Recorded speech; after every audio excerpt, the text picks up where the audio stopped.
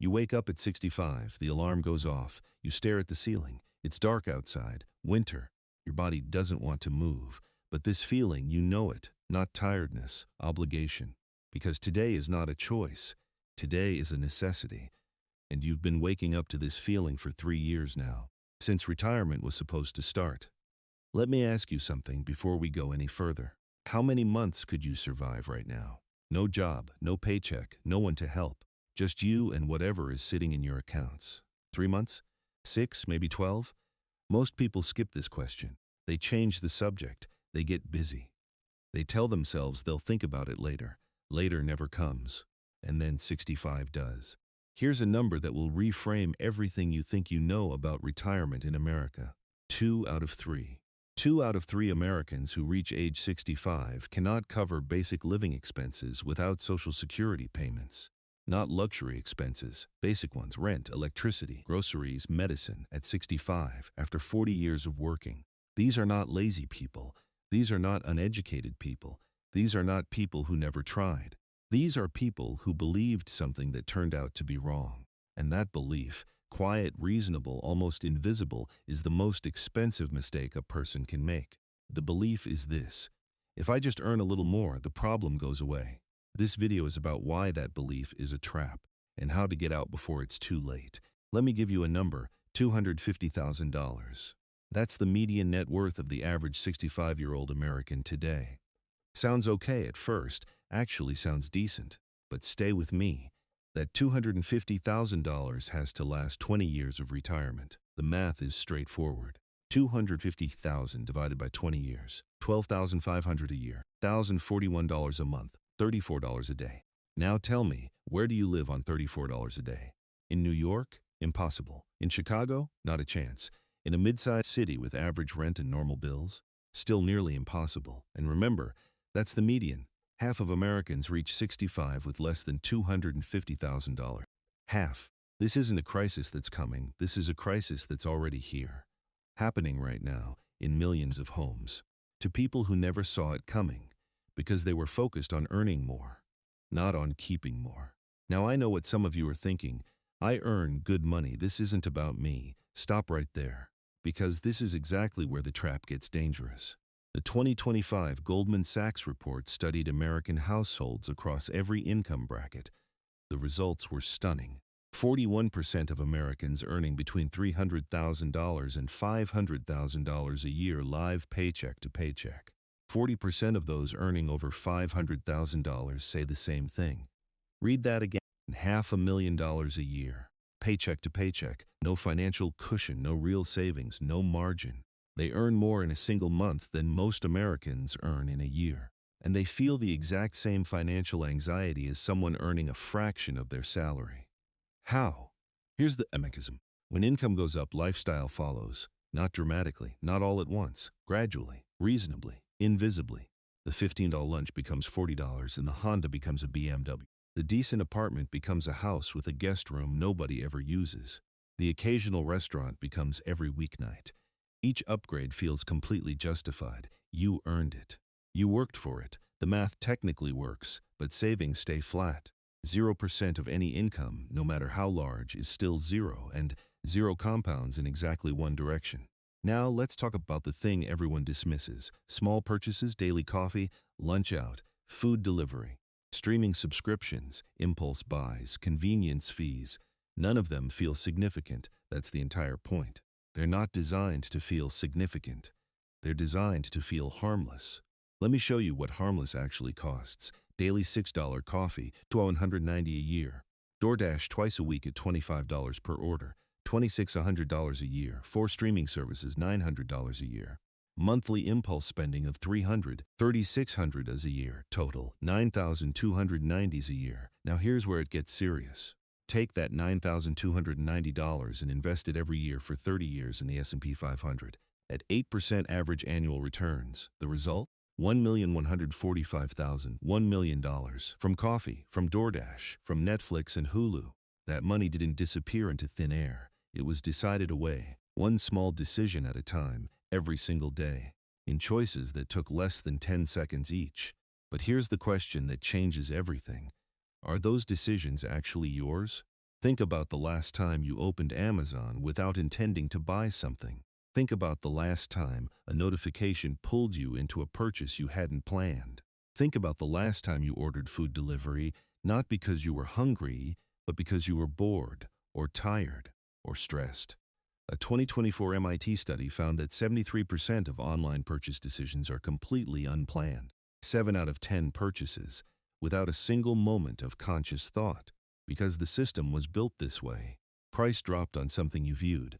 Flash sale ends in 47 minutes, only 2 left in stock.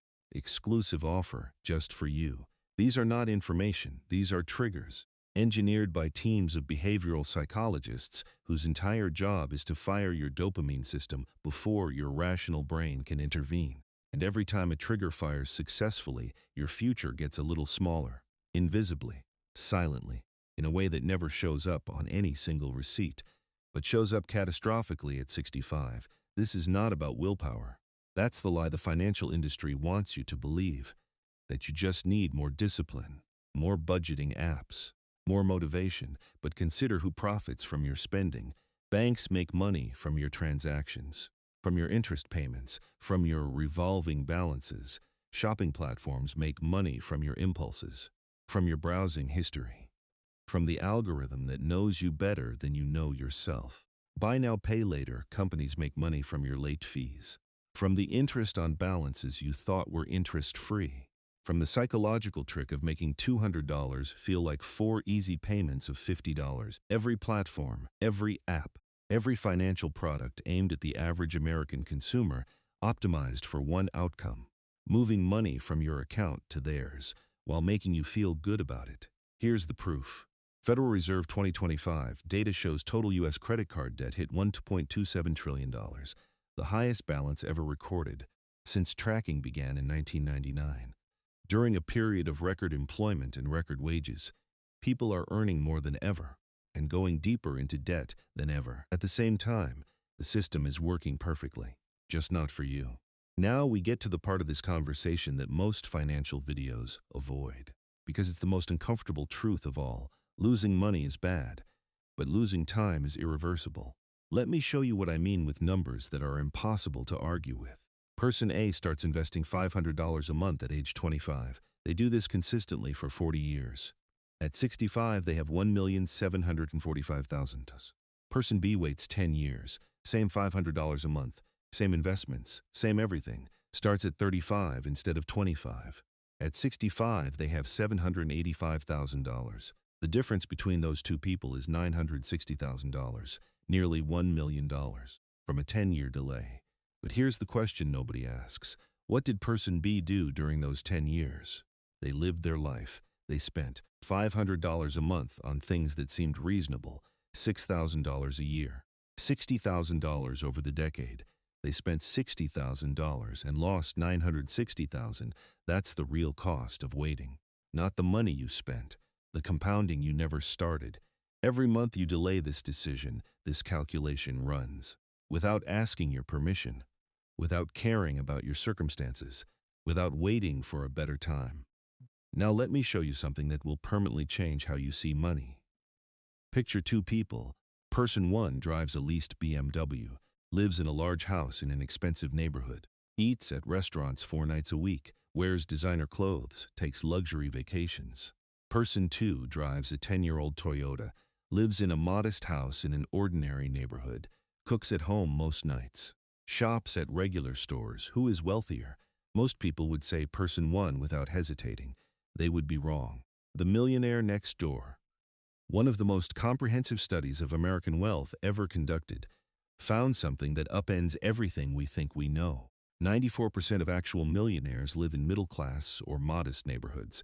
62% still budget carefully, still look for deals, still think twice before spending. The typical millionaire has never spent more than $399 on a single item of clothing.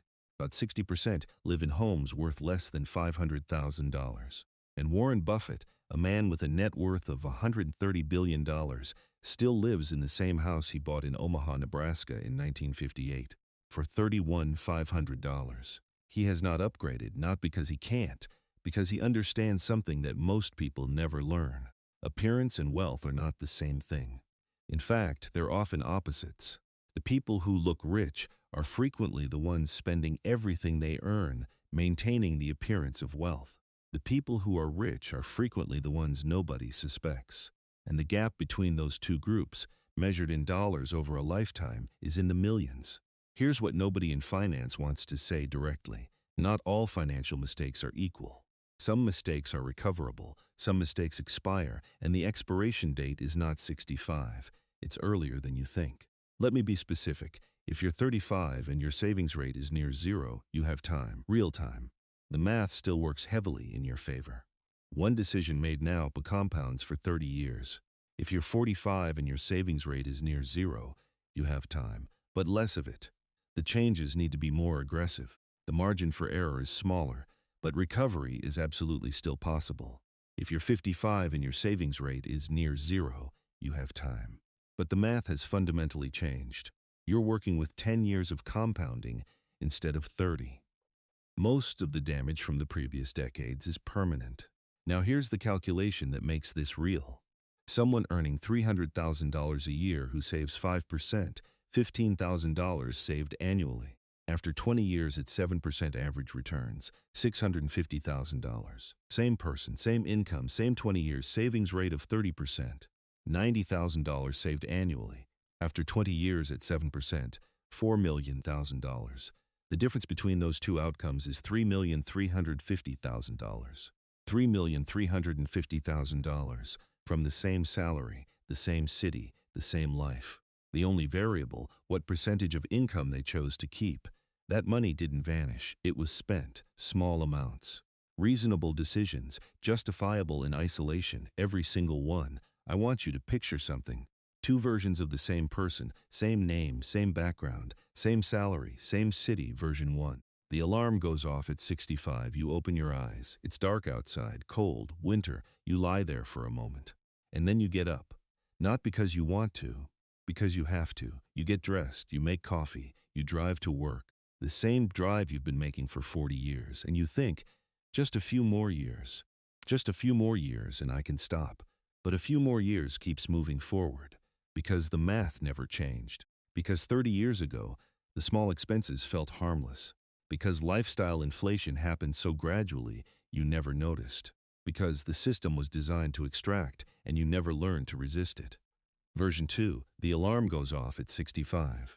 You open your eyes, it's dark outside, cold, winter. You reach over and turn it off, and you go back to sleep.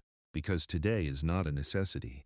Today is a choice. You could get up, you could go somewhere, you could do anything. Or you could lie here for another hour and decide later. Because you built the system 30 years ago. Not dramatically, not all at once. $500 a month, automated. Every raise, savings rate went up before lifestyle did. Every temptation, measured against the future it was stealing from. Every small decision, made consciously instead of automatically. These two people are not different people. They are you.